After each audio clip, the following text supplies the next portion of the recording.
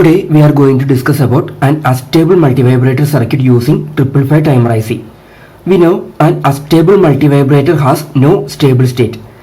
It has two quasi-stable states and the output changes from one quasi-stable state to other quasi-stable state continuously. And hence at the output we will get a square wave. So an astable multivibrator can be used to generate a square wave without applying any input signal. Now this is the connection diagram of 555 timer IC as an astable multivibrator circuit. Here this RA and RB resistors are the timing resistors. When we compare this circuit with monostable multivibrator circuit, in that monostable multivibrator circuit we have only one timing resistor. But here we have two timing resistors and the discharge pin or the 7th pin is connected to the junction of these two resistors. Okay. Then here the 6th and 2nd pin are connected to the VC terminal. The 6th pin is our threshold terminal. The 2nd pin is our trigger terminal. Okay. And in this astable multivibrator circuit, the voltage across the capacitor VC appears at both 6th and 2nd pin. When we compare this with monostable multivibrator circuit, in that monostable multivibrator circuit, the trigger pulse was applied to the 2nd pin. Okay. Then here the 5th pin is not using and hence we need to ground that 5th pin through 0.01 microfarad capacitor. Then the 8th and 4th pin is connected to VCC and we will get the output at the 3rd pin. Okay, and the output at the 3rd pin is a square wave changing between 0 and VCC point. Okay, this 0 point and VCC point are the two quasi-stable states of this astable multivibrator circuit, and this waveform represents the voltage developed across this capacitor. Okay, we will study about these waveforms in detail later. Now to study about the working of this astable multivibrator circuit in detail, we need to replace this 555 timer IC by using its functional diagram. So let's now consider this astable multivibrator circuit by using the functional diagram of 555 timer IC. This is the astable multivibrator circuit using the functional diagram of 555 timer IC. So here that 555 block in that connection diagram is replaced by using the functional diagram of 555 timer IC. We have already studied about the functional diagram of 555 timer IC in detail in our previous classes. You can go through that video class to get clear idea about the functional diagram. Then when we consider this diagram, here also we can see the 8th and the 4th pin are connected to the VCC point. Between the 8th and the 7th pin RA resistance is connected. Between the 7th and the 6th pin RB resistance is connected. The 6th and the 2nd pin are shorted and to that point the capacitor C is connected and the 5th pin is connected to ground through 0.01 microfarad capacitor and the 3rd pin is our output pin. So here also the external connections are made as shown in the case of our connection diagram. Okay, let's now consider the working of this astable multivibrator circuit in detail. When the power supply VCC is connected to this circuit, this capacitor C charges towards VCC through this RA and RB resistors. Since the charging is through this RA and RB resistors, the charging rate is determined by the time constant RA plus RB into C. Okay, and during this period the output at pin 3 is at its high state. Okay, and this is the one of the quasi-stable state of this astable multivibrator circuit. Let's now check why the output remains at its high state during this period. Here we can see the voltage across the capacitor appears at 6th pin and the 2nd pin. Then as we said earlier, when the power supply is switched on, this capacitor starts charging towards VCC point. Okay, it is just started charging towards VCC point and hence the voltage across this capacitor is less than the 1/3 VCC and 2/3 VCC voltage levels. Okay, so that voltage is applied to the 6th and 2nd pin. Now consider the upper comparator. In the non-inverting terminal of the upper comparator, we have this voltage across the capacitor, and we know this voltage is less than this 2/3 VCC voltage. Okay, so voltage at the non-inverting terminal of the upper comparator is less than the voltage at the inverting terminal of the upper comparator, and hence the output of the upper comparator is at its low state and R value is 0. Then consider the lower comparator. In the non-inverting terminal we have this 1/3 VCC voltage, and in the inverting terminal we have the voltage across this capacitor, and the voltage across this capacitor is less than 1/3 VCC voltage, and hence voltage at the non-inverting terminal is greater, and hence output of the lower comparator is high and S value is 1. Okay, so S is 1 and R is 0 during this period. Okay, hence it will set this control flip-flop, and the Q output of the control flip-flop is 1, Q bar output is 0, and that 0 value is inverted, and at the output pin we will get a high value. Okay, then since here it is 0, this transistor Q1 is off, and hence this capacitor has no discharge path, and hence this capacitor continues charging towards this VCC through this RA and RB resistors. Okay, so this condition is the first quasi-stable state of astable multivibrator, and in this state the output remains at high state and the capacitor starts charging towards VCC. Okay, so when we switch on this astable multivibrator circuit, this circuit will be in this quasi-stable state. Okay, now the capacitor is charging towards VCC point.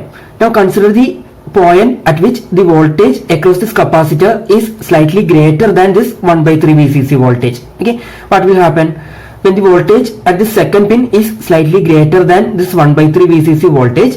The voltage at the inverting terminal is greater, so output of the lower comparator changes to 0. So this S is 0, and what is the value of R at that time? The voltage across this capacitor is slightly greater than 1/3 VCC, but it is less than 2/3 VCC voltage. Okay, so output of the upper comparator remains in that 0 value. Okay, so here we have 0 0 condition, and we know this 0 0 condition corresponds to no change condition, and hence the output of the control flip-flop will not change, and its output remains in the previous output. Okay, so this Q and Q bar will not change, and hence the output of the astable multivibrator also will not change, and it will remain in that high state, and the capacitor continues charging towards VCC point. Okay, now consider the point at which the voltage across this capacitor is slightly greater than 2/3 VCC. When the voltage across this capacitor is slightly greater than 2/3 VCC voltage, this upper comparator triggers. Okay, that means when we consider this upper comparator at that instant, to this non-inverting terminal we have voltage across this capacitor, and that voltage is now slightly greater than this 2/3 VCC voltage. Okay, hence voltage at the non-inverting terminal is greater compared to the inverting terminal, so output of the upper comparator changes to high state, so R changes to 1. And what is the output of lower comparator at that instant? The voltage across this capacitor is slightly greater than 2/3 VCC at that instant. Okay, and hence the voltage at the inverting terminal is greater than that 2/3 VCC voltage, and voltage at the non-inverting terminal is 1/3 VCC. Hence voltage at the inverting terminal is greater, and hence the output of the lower comparator is low, so S is low. Okay, so S is 0. So now S is 0 and R is 1. So this will reset this control flip-flop, and hence the output, the Q output of the control flip-flop changes to 0, Q bar output changes to 1, and that 1 value is inverted, and the output of our astable multivibrator will change to its low state. Okay, and this is our second quasi-stable state. And in this quasi-stable state, since here it is high, this transistor Q1 goes to on state, and this capacitor C will now discharge through this transistor Q1 to ground. And here we can see the capacitor is discharging through this resistance RB. Okay, so the discharging is not instantaneous as we seen in the case of monostable multivibrator, but here the discharge will be an exponential discharge. Okay, and the time constant for discharging is RB into C. Okay, when we compare this with the monostable multivibrator circuit, in that monostable multivibrator circuit there was no resistance between the capacitor and the transistor. Okay, hence in that monostable multivibrator circuit that discharging was instantaneous, but here it is discharging through this resistance RB, and hence the discharging will be exponential discharge.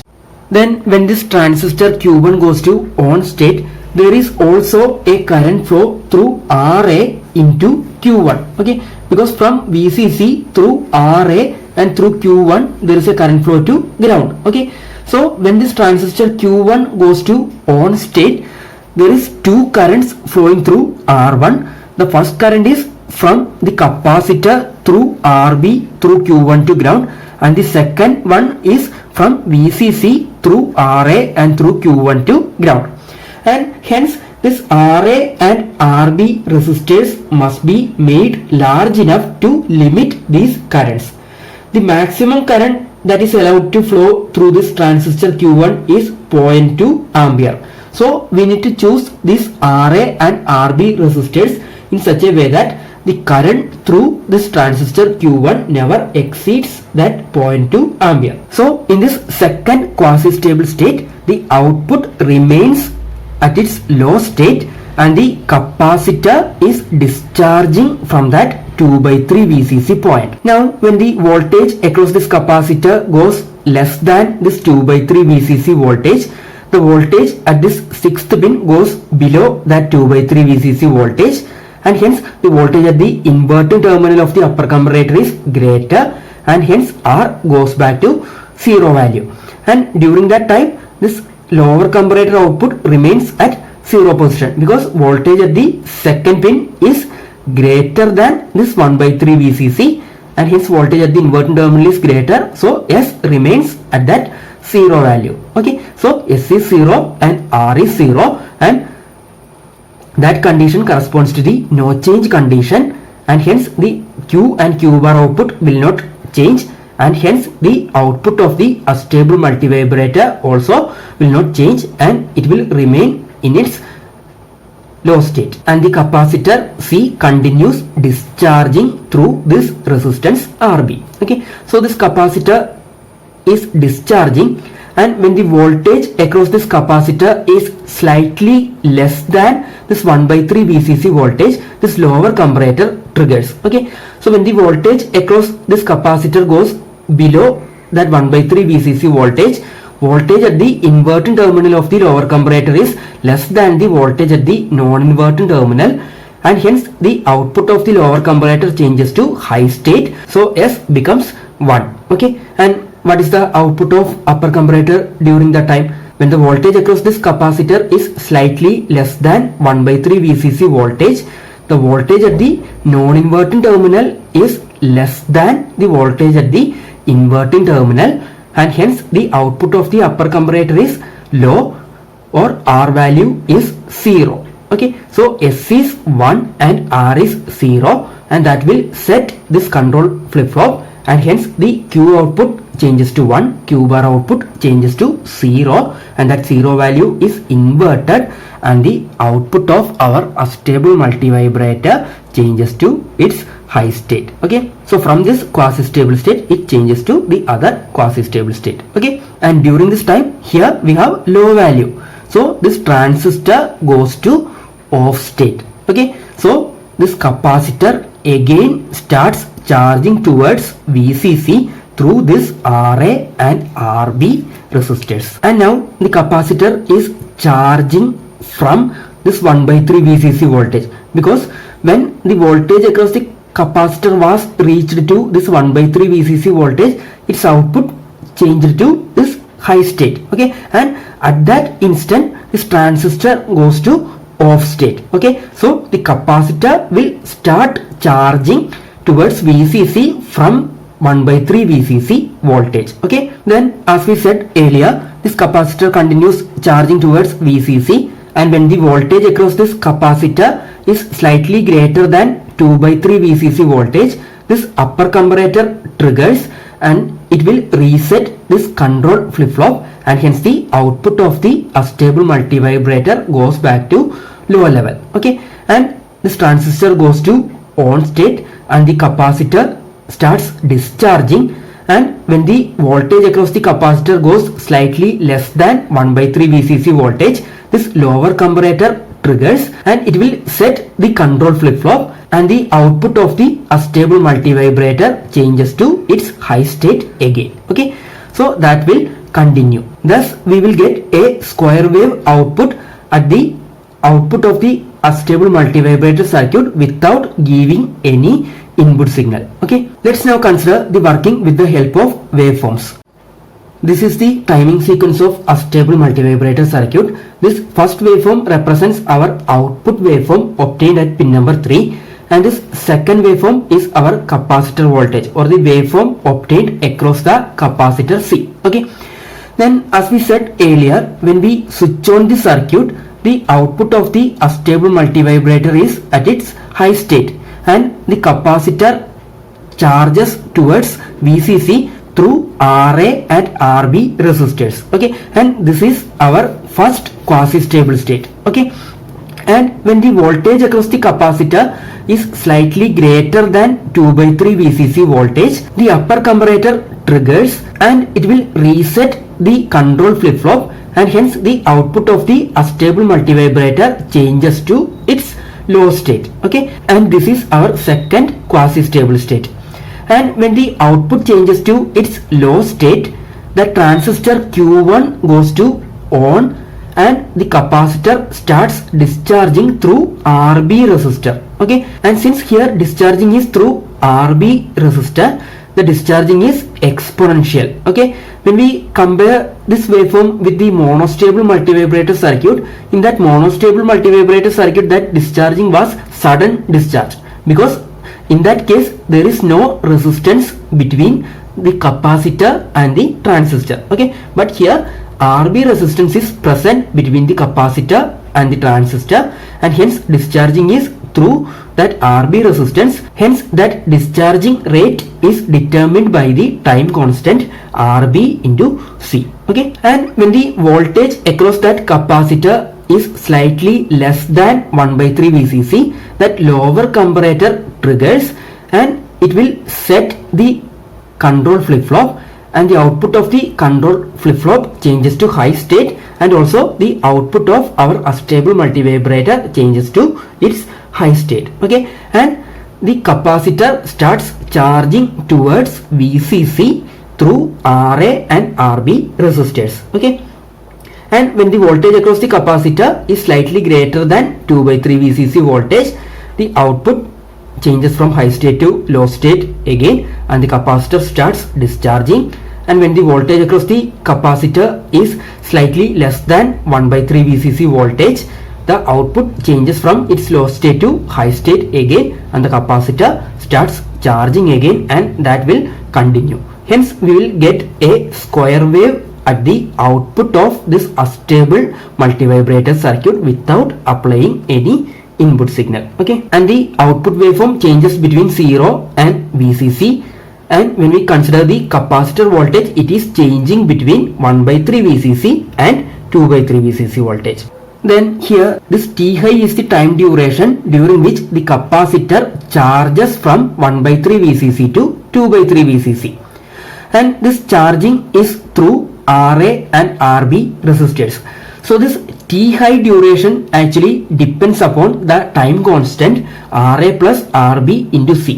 By changing that RA, RB or C values, we can change this time duration. Okay, and this T low is the time duration during which the capacitor discharges from 2/3 VCC to 1/3 VCC voltage, and we know the discharging is through RB resistance.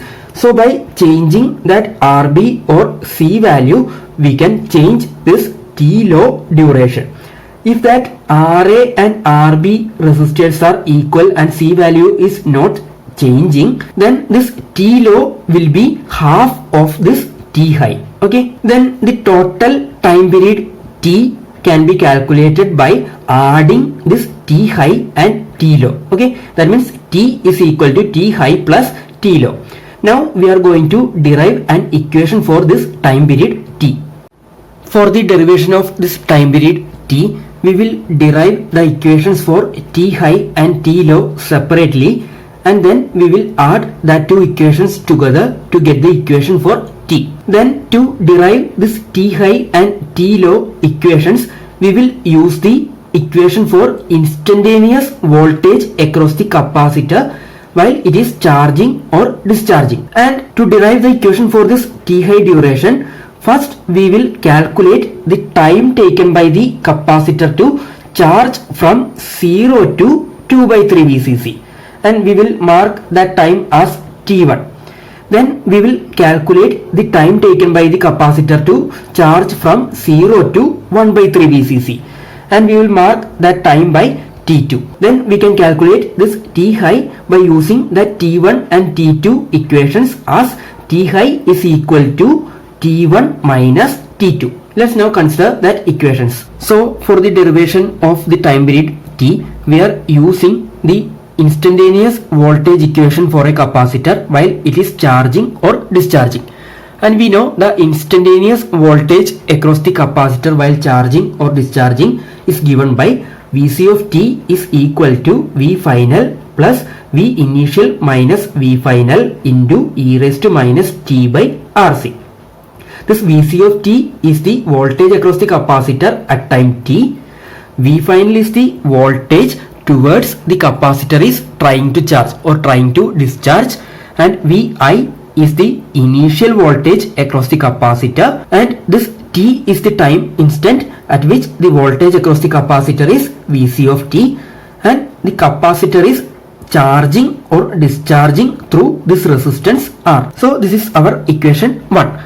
Then as we said earlier, first we will derive the equation for T high, and for that consider the time T1 taken by the circuit to charge from 0 to 2 by 3 VCC. During this time T1, capacitor is charging from 0 to 2 by 3 VCC. Actually, the capacitor is trying to charge towards VCC point, and hence V final is VCC and V initial is 0, and at time T1 the voltage across the capacitor Vc of t is 2 by 3 VCC. Hence substitute these conditions in our equation 1. Then we will get this Vc of t is 2 by 3 VCC.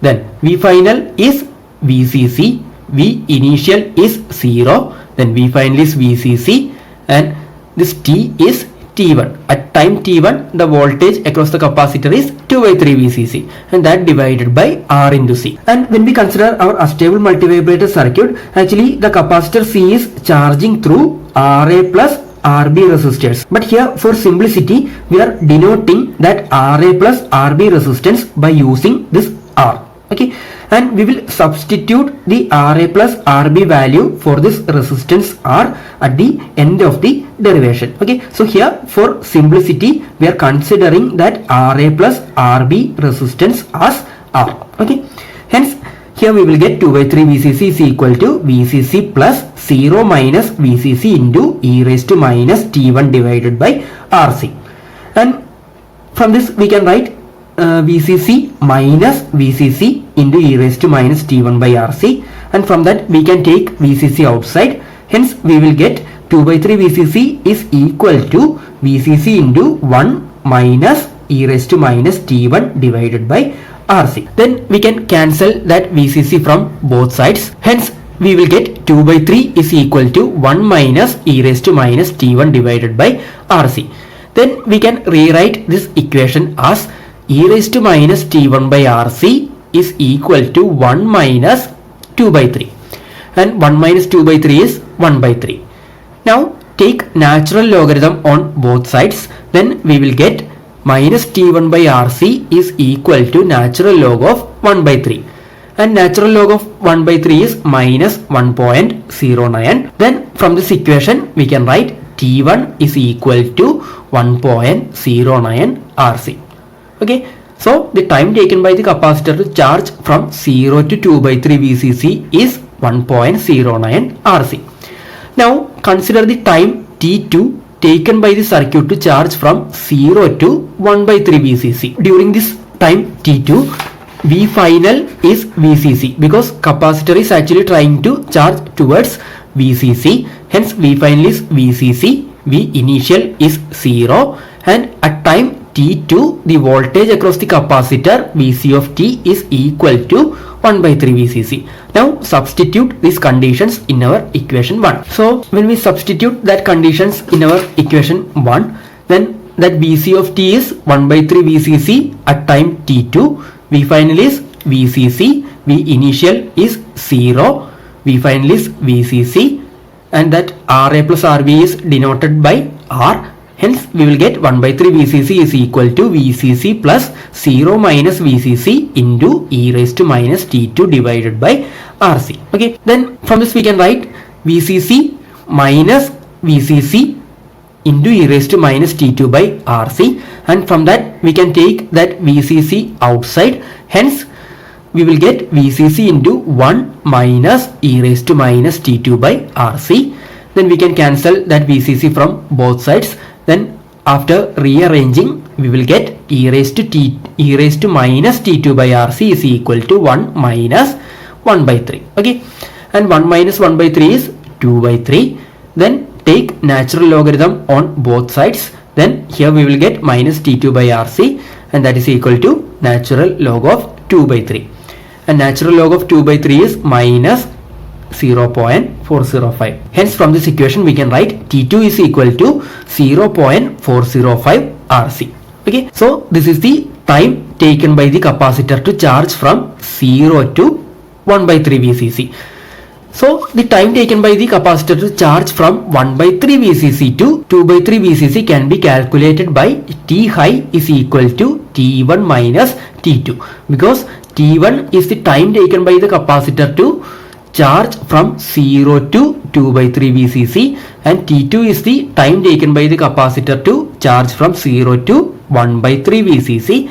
Hence T1 minus T2 is the time duration taken by the capacitor to charge from 1 by 3 VCC to 2 by 3 VCC. Okay, and we know T1 is 1.09 RC, T2 is 0.405 RC. Hence we will get T high as 0.69 RC. Okay, so this T high is the time duration during which the output remains at its high state. Now we are going to substitute Ra plus Rb for this resistance R. Okay, so the capacitor is charging through resistance Ra plus Rb. Hence T high is equal to 0.69 Ra plus Rb into C. So this is the final equation for the time period during which the output remains at its high state. Now we are going to derive the equation for T low. T low is the time duration during which the output remains at its low state. Let's consider that waveform again. Here we can see this T low is the duration during which the output remains at its low state, and actually it is the time duration during which the capacitor discharges from 2 by 3 VCC to 1 by 3 VCC through resistance Rb. So by using our equation 1 we are going to calculate the time taken by the capacitor to discharge from 2 by 3 VCC to 1 by 3 VCC. So T low is the time duration during which the capacitor discharges from 2 by 3 VCC to 1 by 3 VCC. So when we consider that time duration, V final is 0 because capacitor is trying to discharge to ground potential during this time period. Okay, so V final is 0, V initial is this 2 by 3 VCC, and at time t equal to T low the voltage across the capacitor is 1 by 3 VCC. So substitute these conditions in our equation 1. So Vc of t is 1 by 3 VCC. At time T low that Vc of t is 1 by 3 VCC, V final is 0, V initial is 2 by 3 VCC, then V final is 0, and here that time is T low, and here also that resistance is marked as R. Actually that capacitor is discharging through RB resistance, and we will substitute that RB value at the end of the derivation. Hence we will get the equation as 1 by 3 VCC is equal to 0 plus 2 by 3 VCC minus 0 into e raised to minus T low divided by RC, or we can write it as 2 by 3 VCC into e raised to minus T low divided by RC. Then we can cancel this VCC from both sides, and we can rearrange this equation as e raised to minus T low divided by RC is equal to 1 by 3 into 3 by 2. Let's now consider that equation. So we will get e raised to minus T low divided by RC is equal to 1 by 3 into 3 by 2, and that is equal to 1 by 2. Then take the natural logarithm on both sides. Then here we will get minus T low divided by RC is equal to natural log of 1 by 2. And natural log of 1 by 2 is minus 0.693. Hence from this equation we can write T low is equal to 0.693 into RC. Now the capacitor C is discharging through resistance RB. Hence for this R we will substitute RB, and we will get T low is equal to 0.693 RB into C. Okay, so this is the time duration during which the output remains at its low state. The total time T is equal to T high plus T low. T high is 0.69 RA plus RB into C. T low is 0.69 RB into C. Hence we need to add that together. Hence from this we can write T is equal to 0.69 RA plus 2RB into C. Okay, so this is our equation for the total time period. Then by using this equation we can calculate the frequency as F is equal to 1 by T, and that is equal to 1 divided by 0.69 RA plus 2RB into C, and that is equal to 1.45 divided by RA plus 2RB into C. Now consider the duty cycle of the output waveform.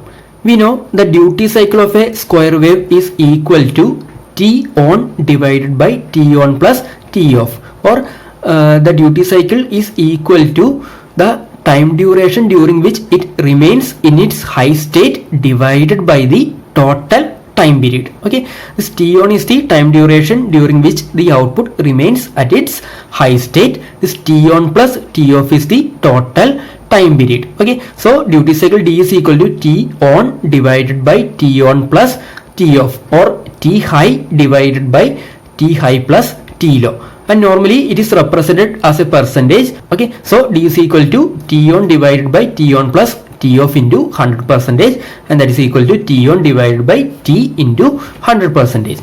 Then T on or T high is this 0.69 RA plus RB into C. Okay, so D is equal to 0.69 RA plus RB into C divided by total time period T. Total time period T is 0.69 RA plus 2RB into C. Okay, so D is equal to 0.69 RA plus RB into C divided by 0.69 RA plus 2RB into C into 100%. And from this we can cancel this 0.69 and C from numerator and denominator, and we will get D is equal to RA plus RB divided by RA plus 2RB into 100%. Then we can also define D as T off divided by total time period into 100%, or T low divided by T into 100%.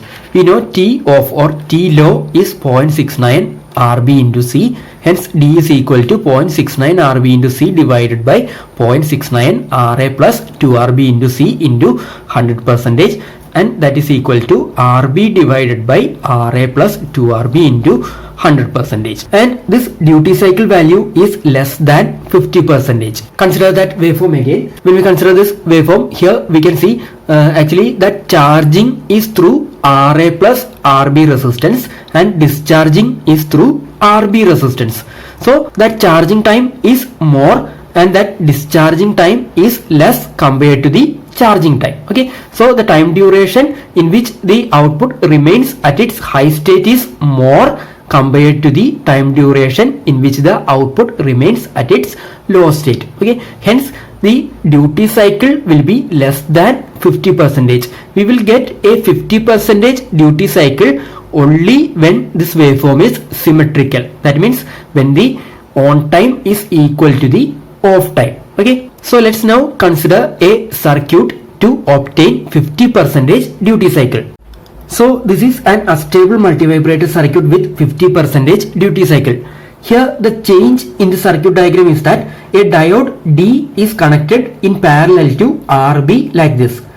Due to this diode, during charging of this capacitor, the current will flow from VCC through RA and through this diode to C, and the current will not flow through this RB resistance. Okay, and the resistance of the diode is negligible, and hence the time constant during charging is RA into C, and hence the T high equation will be 0.69 into RA into C. And when we consider the discharging, the capacitor will discharge through this resistance RB, and during that discharging time the diode D is reverse biased.